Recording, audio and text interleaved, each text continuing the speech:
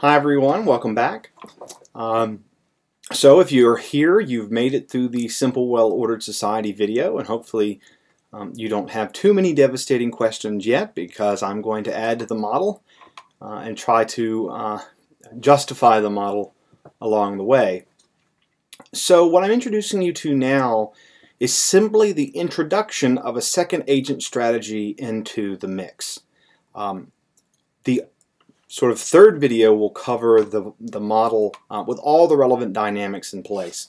So if you see right here, there's this little entry-exit switch, and that one will allow turtles of various agent strategies to enter and exit the model.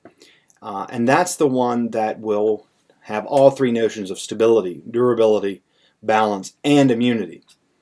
For now, though, I just want to get a sense for the dynamics of what occurs when we introduce the merely rational agent strategy type into the mix.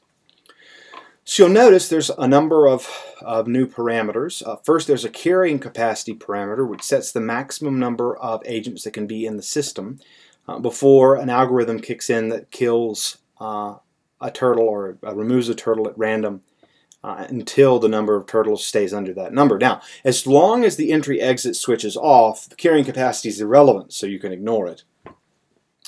The other thing, and the very important thing for this video, is this new parameter which specifies that we can create a number of rational, merely rational agents.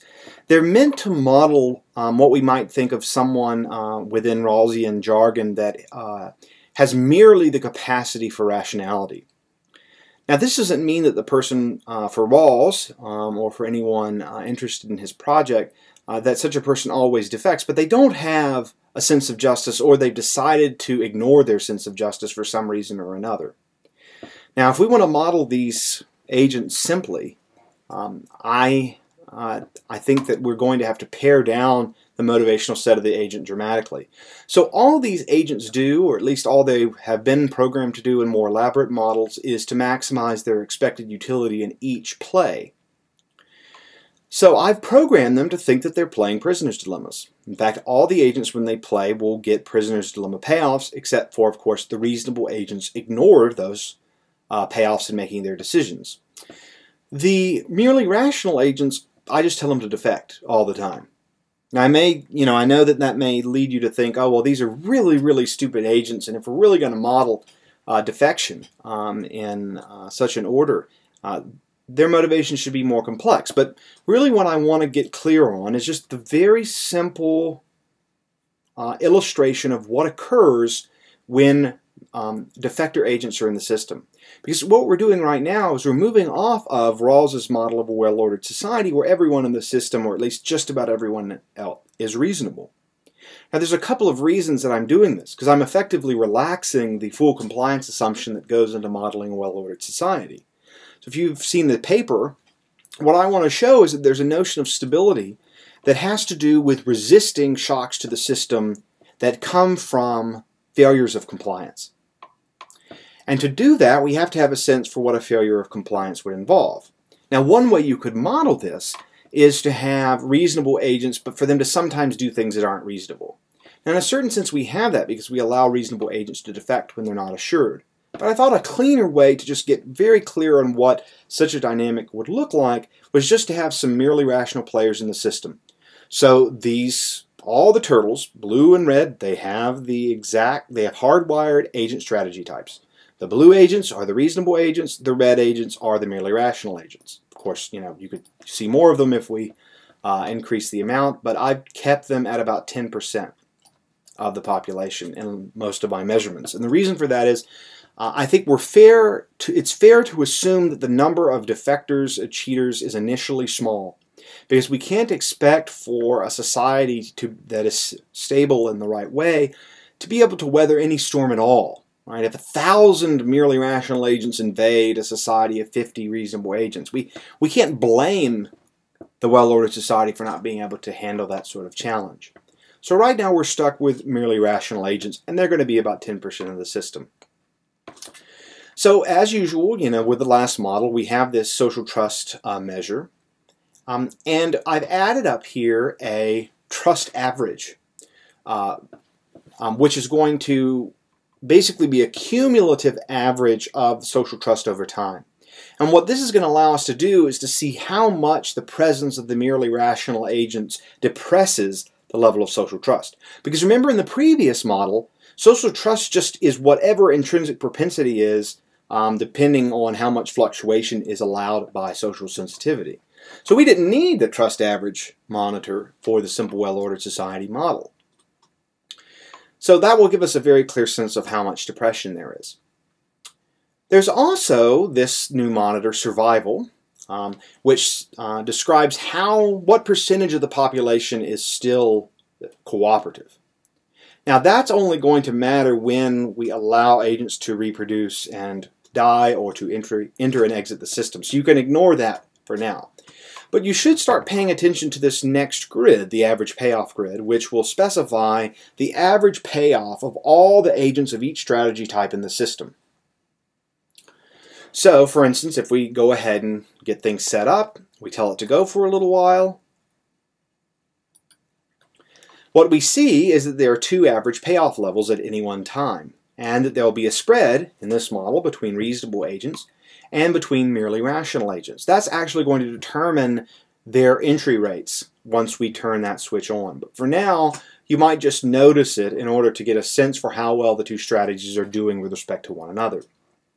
Another element of the merely rational strategy that I think is very important before we get started with the simulation is that they lack a capacity that the reasonable players have.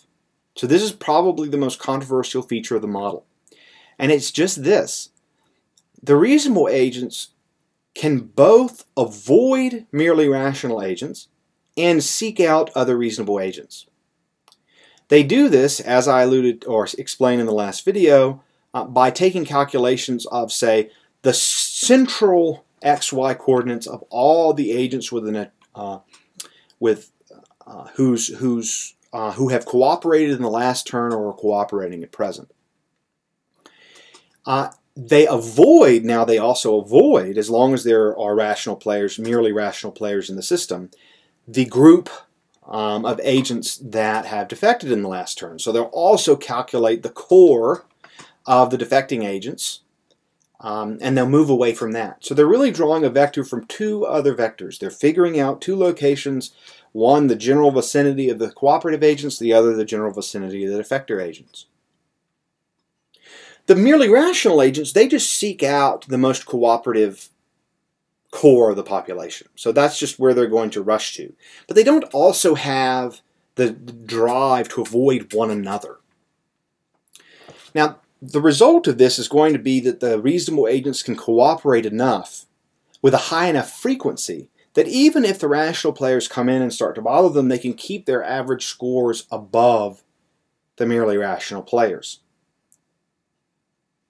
And I think that it's a fair assumption because reasonable players are able to establish relations of reciprocity with one another, whereas merely rational players have suppressed or are ignoring their sense of justice, so their sense of reciprocity is not going to be as well developed or in place. So I think it makes sense for reasonable agents to have a stronger drive to find one another, rather than just, say, the merely rational players having the drive to find them, the cooperative or the reasonable agents. Another thing that I want to stress is that none of these agents know each other's strategy types. That is, they don't see blue and they don't see red. All they see for any turtle is what that turtle did in its last play or its current play. So that's all they know. So again, I'm trying to keep the calculations here by the agents and what they need to know very, very, very minimal. Much weaker, say, than common knowledge assumptions that are often present in models like this. Okay, so I'll just set up it again, and I want us to just, see how things look for a little while. Now, one thing to notice right off is how much depression of trust that there is in the system. If there were no rational agents in the system, the trust average should be around 0.9. So they've reduced the average effective propensity of reasonable agents to cooperate by 40%. Just these 5 little guys. And one of the reasons for that is that they're disrupting the reasonable agents from forming their cooperative core. So you'll notice, if we slow things down a little bit, the reasonable agents aren't able to congregate in the same way as they otherwise would be because the rational agents are finding them and disrupting them. And you can see they're not too happy either. Look how dark blue they are. But here's something that's really fascinating about this as well, is not only is the trust average fallen, but the high degree of imbalance in the system due to this higher social sensitivity is really shocking at this point, I think. I mean, look, they go from a 0.65 level of trust here all the way down to about 17% at this point. I mean, look how dark these players are. So social sensitivity is allowing the rational agents to be much more damaging to the system. So, look at it if we reduce social sensitivity considerably. When this happens, yeah, the rational agents are able to slow things down, to prevent that core from forming. But at the same time, reasonable agents are able to find each other enough, and they're not adjusting radically, so they're seeing each other cooperate more often, that they're able to maintain a higher level of trust. So we can see here that the depression caused by the rational agents is about 9%, rather than 40%. So social sensitivity makes a really, really big difference. We can also see what happens when we go to, say, somewhat lower levels, and we start to see, again, social trust approaching intrinsic propensity, but in this case, we're at about 0.7, so we're still about 7% depressed. Okay, so there's one other element that I want to bring out here, is just in the average payoffs, is nonetheless, the reasonable agents are able to increase their average score, because this is the score of the reasonable agents at one time, this is at the present time, this is the score of the merely rational agents. They're able to keep a higher average payoff, and that's going to matter a really great deal when it comes to the entry-exit dynamic, because I allow more agents to enter the system for the agent strategy with the higher average score. So we'll get to that. But I think what you can see from this is without any other dynamics in the system, the merely rational agents can wreak havoc, or they can be very annoying. But that depends on how much social sensitivity there is in the system. And we could see that things look pretty similar depending on what we do. And in fact, we can even change it while things are going. And you could see once you get a lot of social sensitivity in the system that things just get very, very, very chaotic. All right, so just in summary, I think that what I've tried to do here is explain the merely rational agents, what they are, what justifies the various assumptions that go into the reasonable and the rational agents, what they can know, and just how much of a negative, depressing effect that the presence of merely rational agents has in the system.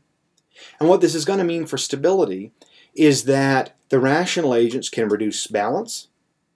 Actually, no, they can reduce durability. Their effect on balance it isn't very, very great. Obviously, even when you don't have rational agents in the system, if you have a very high social sensitivity, you're still going to have a lot of variation. And as I said, particularly when you get to lower levels, you could see a lot of movement. Now, of course, when you put the rational agents in the system, it looks as though there's more. It looks as though there's more imbalance or volatility, but I haven't been able to show that that's true over the long run, over lots and lots of repetitions. Okay, so the next video we'll talk about the entry-exit dynamic. Thanks.